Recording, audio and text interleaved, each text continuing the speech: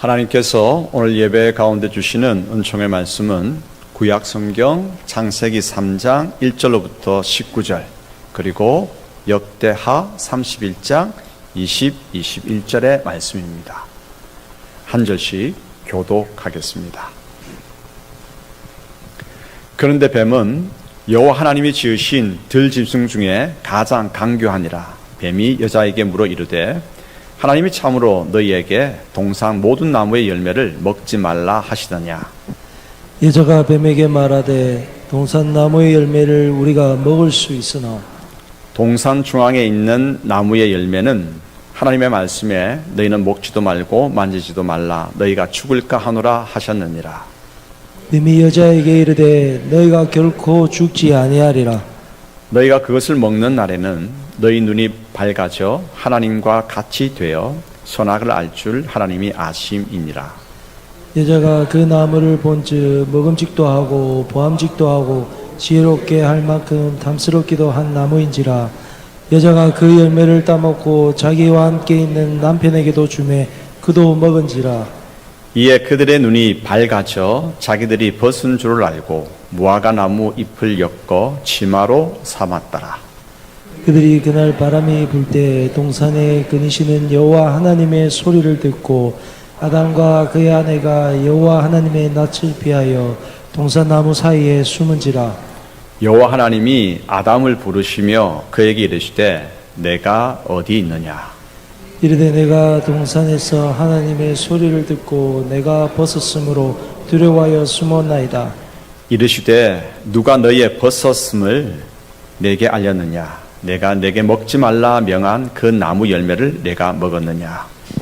아담이 이르되 하나님이 주셔서 나와 함께 하신 여자 그가 그 열매를 내게 주므로 내가 먹었나이다. 여호와 하나님이 여자에게 이르시되 내가 어찌하여 이렇게 하였느냐. 여자가 이르되 뱀이 나를 깨물어 내가 먹었나이다.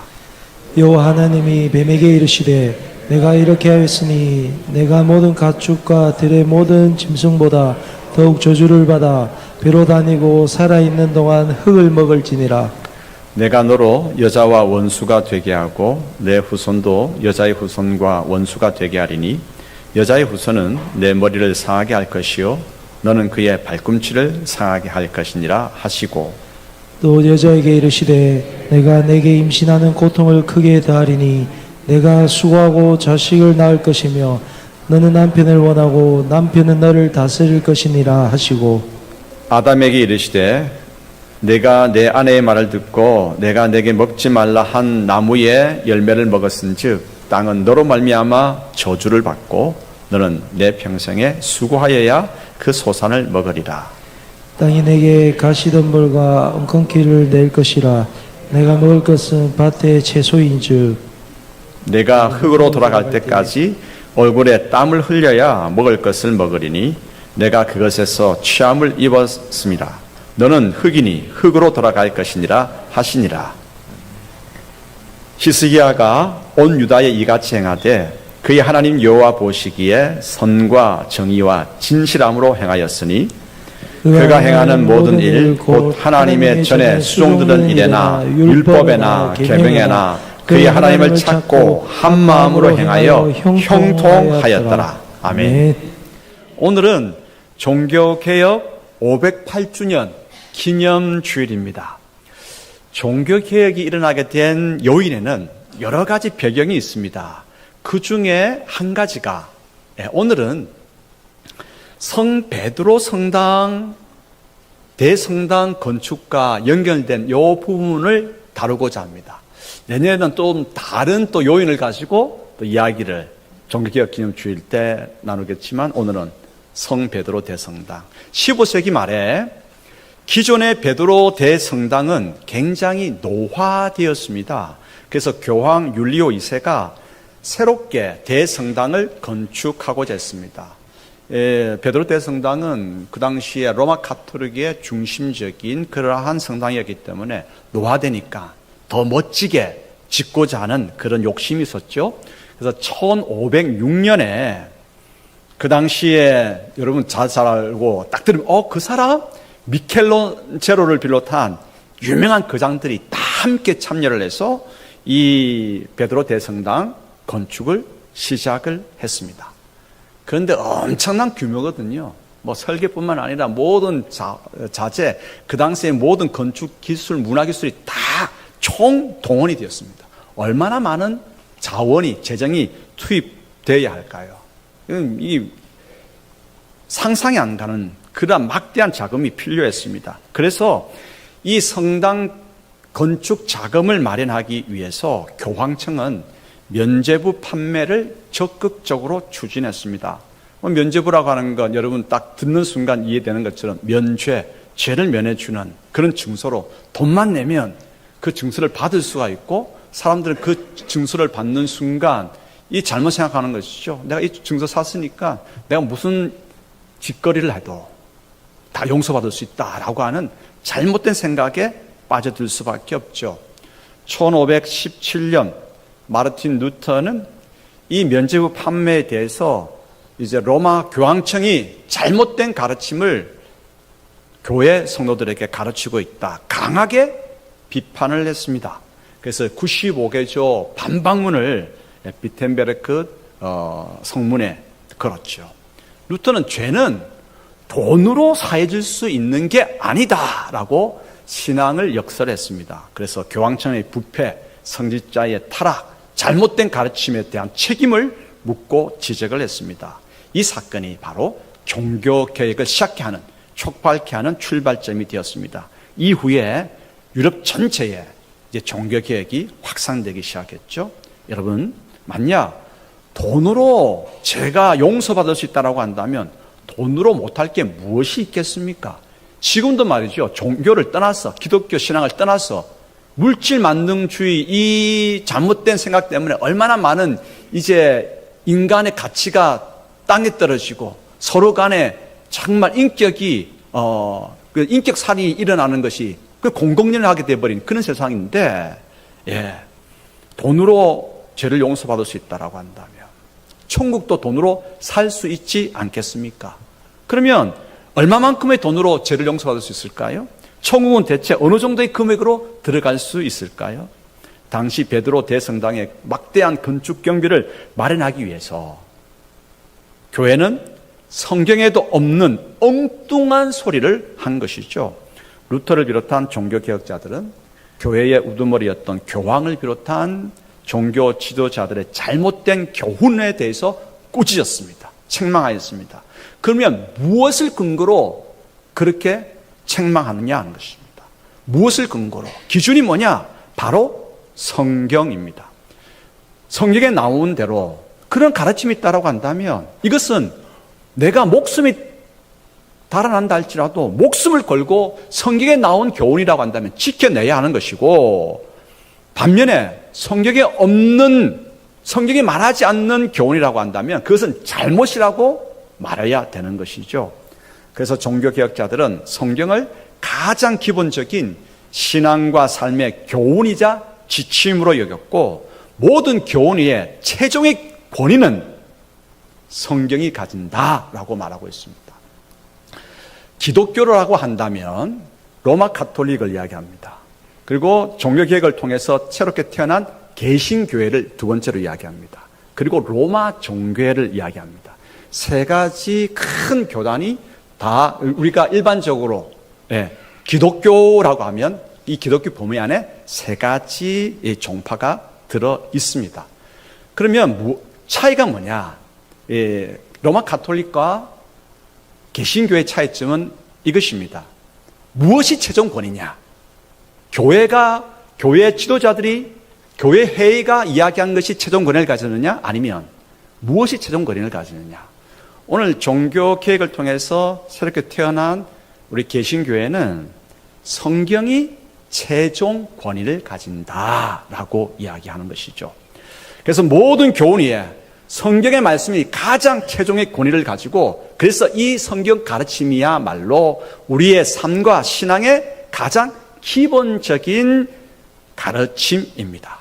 그래서 종교개혁자들은 이런 이야기를 했습니다. 그 당시에 라틴어가 소위 그 조금 지식 있는 사람들이 사용하는 언어였습니다. 그래서 그 라틴어로 오직 성서라고 하는 말을 이렇게 표현했습니다. 솔라 스크립투라. 오직 성경, 오직 성서. 예.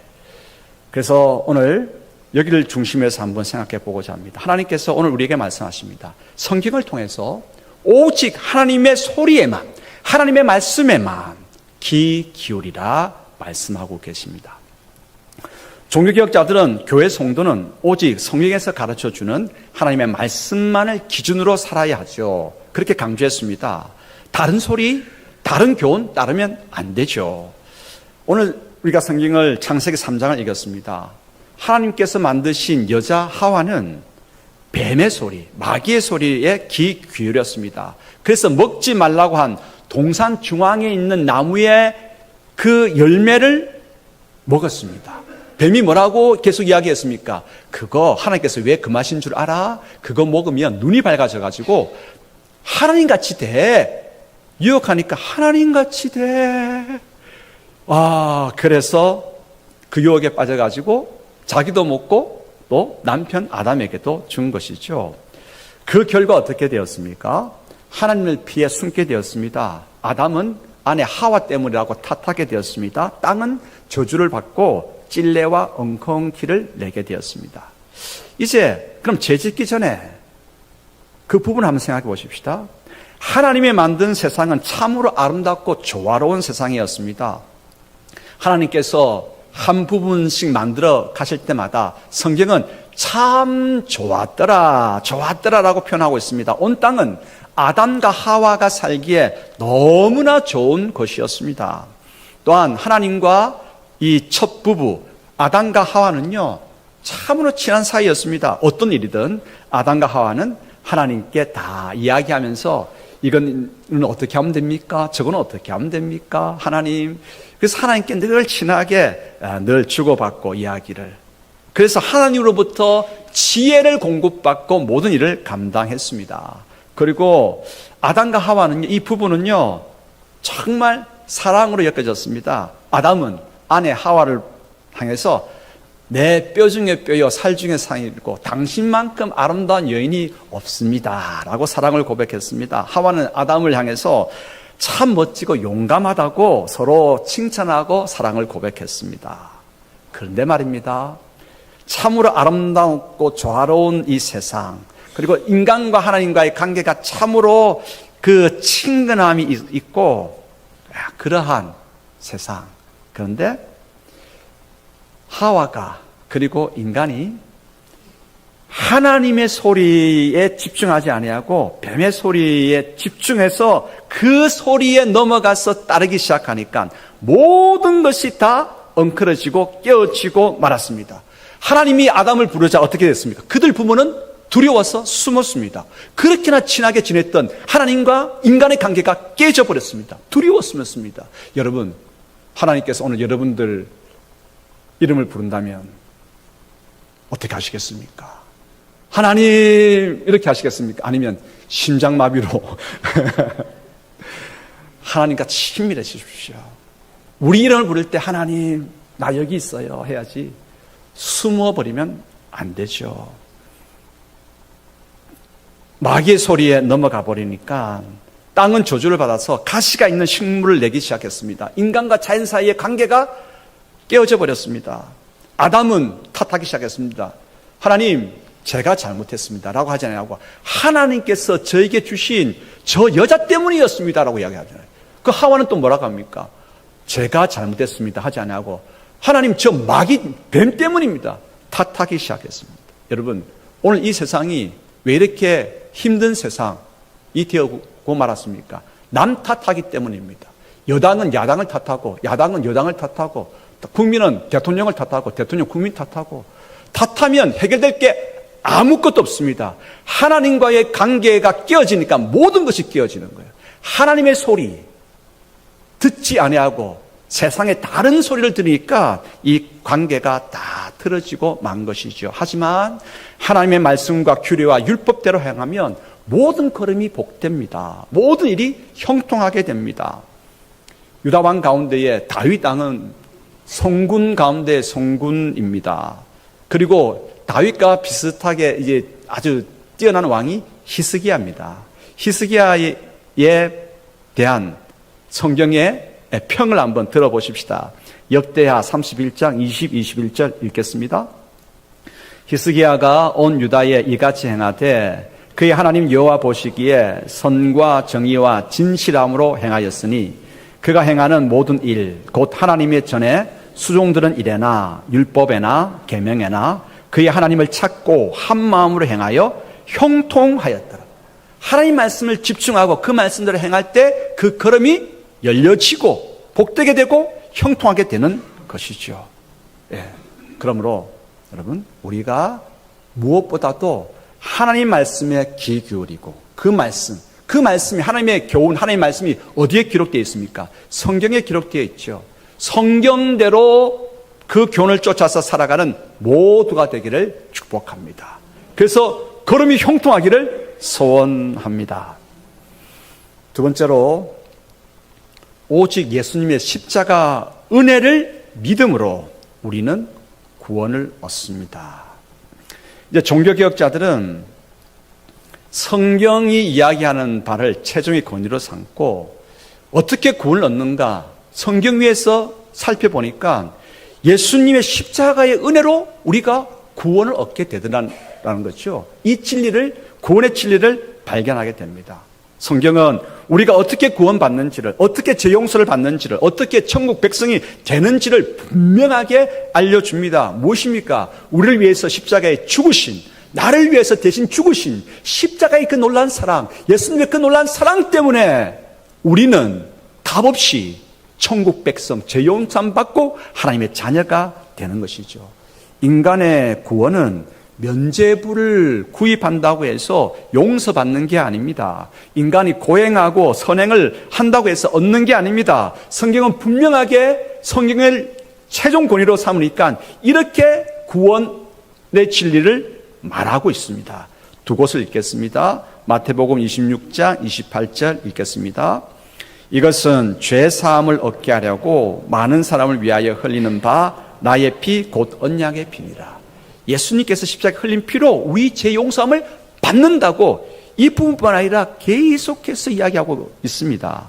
요한복음 3장 16절입니다. 하나님이 세상을 이처럼 사랑하사 독생자를 주셨으니 이는 그를 믿는 자마다 멸망하지 않고 영생을 얻게 하려 하심이라. 그리스도를 통해서 우리는 구원을 얻고 하나님의 백성이 됩니다. 그래서 종교개혁자들은요, 성경 위에 서 보니까 오직 성경, 솔라 스크립투라라고 합니다. 그 당시에 라틴어 이제 5가지 신앙의 중요함을 붙들고 종교개혁은 추진이 되었는데 성경 위에 쓴 겁니다. 오직 성서, 솔라 스크립투라. 성경 위에 써보니까 구원받는 비결이 이것이라고요. 그것이 뭐냐? 성경의 핵심, 예수 그리스도라는 거예요. 예수 그리스도 외에는 구원의 길이 없고 예수 그리스도가 날 위해, 우리를 위해서 죽으셨다고 하는 것이죠. 그래서 솔루스 크리스투스, 오직 그리스도. 오직 성서를 고백하는 사람은 오직 그리스도를 발견하게 되고, 오직 그리스도를 깨닫는 사람은 어떻게 또 발견하게 되느냐? 날 위해 죽으신 십자가 예수님이야말로 전적으로 내가 무엇을 해서가 아니라 아무것도 내세울 것 없는 이 죄인인 나를 구원하시는 전적인 하나님의 은혜다라고 하는 것을 깨닫게 되는 거죠. 오직 은혜, 솔라 그라티아. 그리고 이것을 믿음으로, 솔라 피데, 이것을 믿음으로 우리는 구원을 얻게 되는 것이죠. 이 놀라운 구원의 은혜를 허락하여 주시는 하나님께만 영광을 올려드리는 그러한 삶을 살아가겠다 다짐하는 것이 종교개혁자들의 신앙의 중요한 교훈이었습니다. 5가지.